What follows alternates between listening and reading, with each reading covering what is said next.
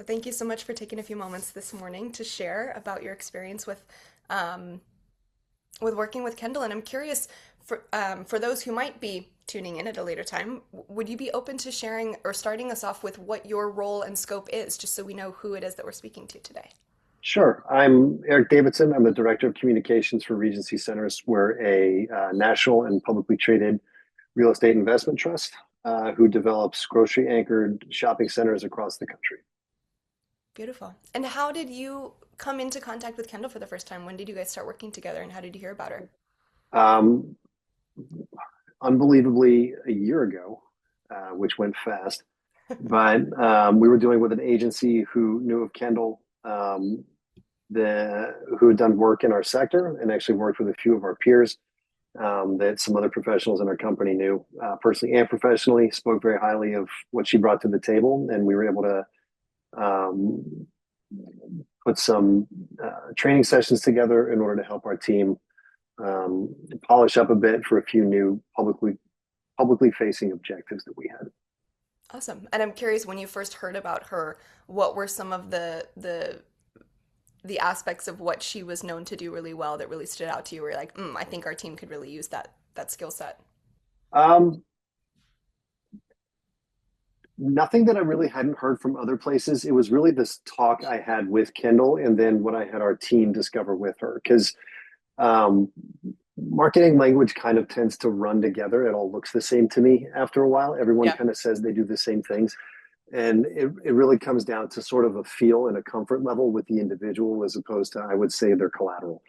Once we were able to have someone observe what she was doing with another company, hear what one of our connections had done with her, and put that together, the choice was a lot easier at that point.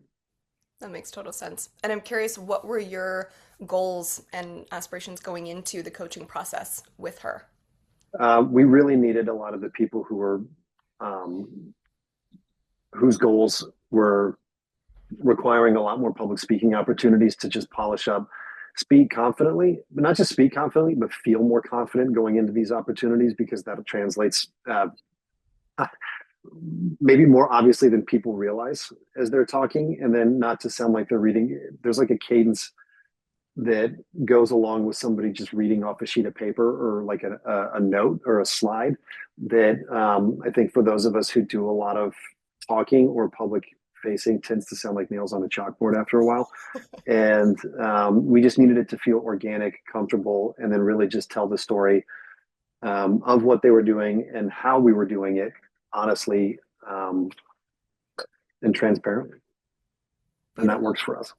Beautiful. And what did that look like? What did bringing her into the team?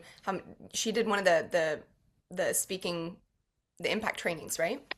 Several. So Yeah. we split up our teams geographically in order to go and work with her. And then there were individual follow-up meetings that were done afterwards, which worked well because there's larger group goals, but then there's also specific regional goals that everyone's working on.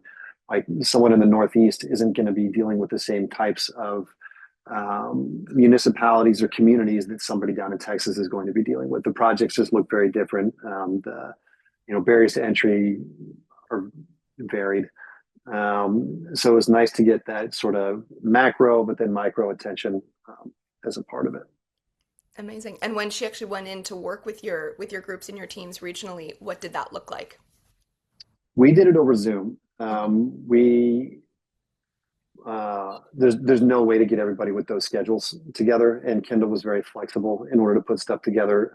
Her and Chris did a good job of dividing and conquering on that, just because you've got a lot of big personalities in our company. I think any company with a strong investments pipeline or just deal making pipeline is going to have people with strong personalities. So they were Sure. great at being able to come in, um, do their thing, but then also adapt to whatever somebody else brought to the table. Mm, amazing. And I'm curious, how did you feel the training, the impact and the value of the training was able to be delivered even over a Zoom type of format? Good. She Kendall brings an interesting approach. I think it was the moment, and I just joked with her about this, that she had the group do lion's breath in order to relax and start, where I was like, oh my gosh, is everybody going to do this? And they did, but it was kind of a thing. intentionally or not, where it really, I mean, that is the point of that exercise, right? Is to like relieve tension and create a more positive environment in the room. But it did just that, whether through that method or just kind of doing something that looked a little silly with all of their peers on a call. Right. But then it was right into exactly what we needed. And I think everybody's guard was down at that point. Right. Um, as a result, including like some of the breathing exercises that she had doing. And it was an unconventional approach, especially given the space that was good for a lot of those people. Amazing. So speaking to that style of really kind of disarming the from the beginning of bringing in humor and a little bit of just that sense of unified silliness, right? To kind of be able to bring in then the impact of the training too. And I'm curious, how else, kind of speaking to Kendall's unique coaching style or what you've observed from what it's like to have her as a trainer, is there anything else that you've observed that really either sets her apart or that how you would describe the way that she works with her clients? Um, I like the way she ties everything together. The as far as like thinking about it from start, physical preparation, day before preparation, like how am I sounding, what am I eating, how am I sleeping? All of that goes into it. Whether it's about like mental health and mindfulness, right? Like going into some of these things, and it's the same thing for like a physical event where you want to make sure that your body's in good shape, but also like, I mean, public speaking is a physical event. And while it might not be like a marathon, it can feel like that, I'm sure. Mm, So it was nice to have somebody approach it holistically and not just like make sure you reviewed your talking points. In order for somebody to be confident going into an event, it is good to think about the whole body as opposed to just the rehearsal. mm, that's a really good point. I'm curious, what impact have you seen kind of ripple out since bringing this training in for your teams? What kinds of shifts or yeah, results are you seeing? Um, I think the easiest way to describe it is less time preparing with Mm, everybody. And everybody kind of knows how to put their materials together, how to craft their own story. There's a few times where we have some new initiatives nationally that we'll need to talk through and how do we bring this into the story that it is that we're telling. But everybody was armed with a pretty good toolkit. I think the follow up meetings really helped um, sort of lock that in place. hmm. Um, I'm sure a refresher will be needed at some point, but for the moment, the fact that no one is requesting additional work and that they feel prepared already going into this outside of, like I said, a few new things, that's a good sign. Amazing.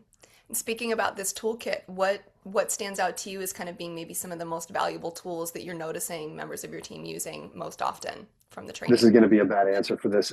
It's all depends on the individual, Mm, and it because this really wasn't for me. This was to make sure that the team had what they needed, and right. since they are their own, they have a lot of big personalities and individualities that everybody was taking something away different, and Sure. um, which is good. Hmm. Amazing. And do you notice that there's any kind of within leadership or decision making? I know this was more of a really the public speaking and the preparation, that comfort level of being able to present and communicate. But do you notice that that skill is translating in your organization in other ways as well that maybe you weren't expecting? Mm, I don't know that I'm not in a lot of those conversations, so I haven't been able to see some of that. Sure. And this was really the deal maker side Yeah, and some of the investor side. Um, so I don't know if I have a great answer for you on that that's one. okay. That's okay. Um, what what was it that you guys were experiencing as an organization that had you as a decision maker decide we really do need to bring this training in? Our investments pipeline was kicking up. It was requiring a lot more of our team to go out and talk to stakeholders Hmm. from a municipal community and even just seller side. Yeah. So we needed to make sure that if we were going to ask more of our teams to go out there and speak with more people, that they were feeling confident and armed to go do it. And what maybe doubts did you have about which direction to go to actually fill that gap for your team?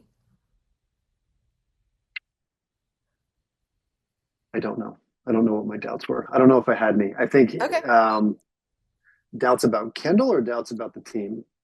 doubts about investing in this kind of training? Because I think for me the question as well, right, from the position that you're in to be evaluating what resources could we bring in to help us address what we're experiencing with the pipeline, knowing that your team is needing to have more of these conversations, knowing that other organizations that might also be struggling with the same thing.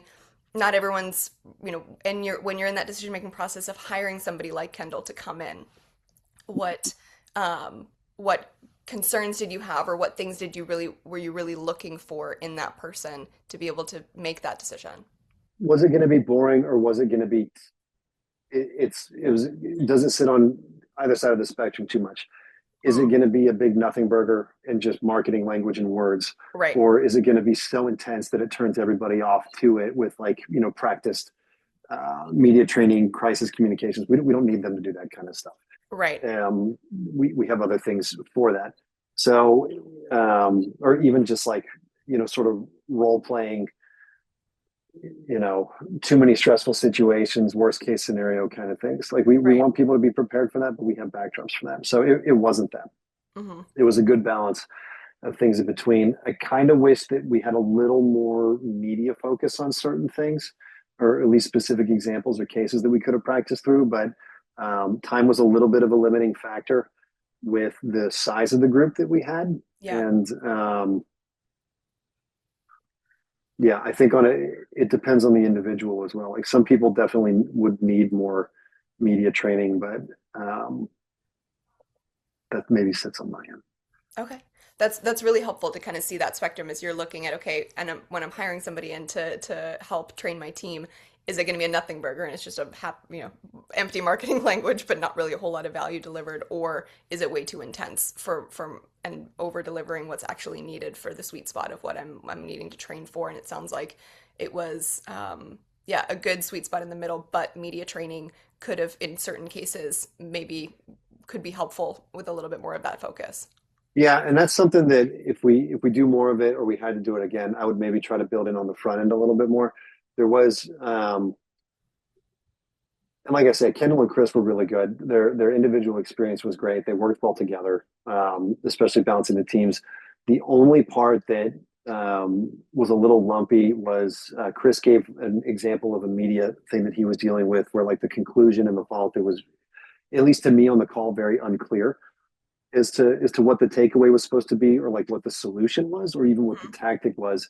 Um, and that was the only lumpy part. The only other lumpy part, I think, too, was on, like, there was a little too much time spent on what somebody's environment looks like, and there was, like, some critiques about, like, what people had in their office, but um, that didn't really feel like the best use of time for me, unless there's something like horrendously distracting in somebody's office. I think the reason I'm saying that is because there was such limited time that we had paid for in this, that we have with this team, that there's really a better use of time than that. And what did you feel were the most valuable uses of the time being spent when you were seeing? Preparation, understanding your place in the narrative, as far as you're just a communicator as opposed to a champion, or at least the focal point. I think that was a really good sort of perspective shift that I think people need to understand. You're just a facilitator of a message.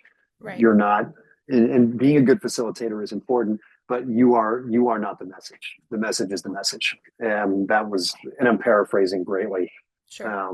with all the collateral that we use, but that was it. Awesome. And you do speak about, just that time is limited and you're really evaluating what were the best and maybe the less potent uses of time. Remind me again, what size team were on these Zoom calls and how much time did you have for the training? Ish. God, this was a year ago. That's okay. I would say we had 8 to 12 people per call, and it was, I think, 2 hours or an hour and a half, Okay. with individual 30-minute to hour follow-ups afterwards. Okay. Beautiful. And that was a format that if if you had if you were to do it again, was that the right amount of time, do you think? And it was just wanting to shuffle around what was used in that time, or do you wish that it was sh smaller, larger?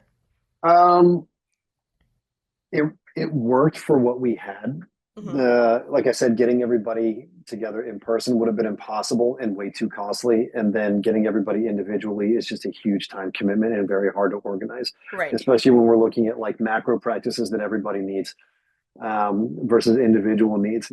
I did like that they were able to go through and do the individual follow-ups, but I think if I had to do that again, I would try to set like a very clear stop point to it because I'm not sure that I articulated that well enough to either the field team or Kendall. So there were times where there was like, Kendall was recommending more training for some of these people, and I don't think the field realized that there was only a finite amount of money that we were able to put into this.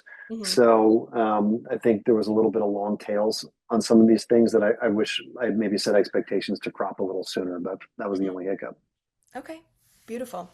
Um, yeah, that's really helpful to hear in just yeah, setting expectations around going into the call and what support is available and how to best be utilizing um, the resources that are being made available right in front, right? Mm-hmm. Hmm. Um,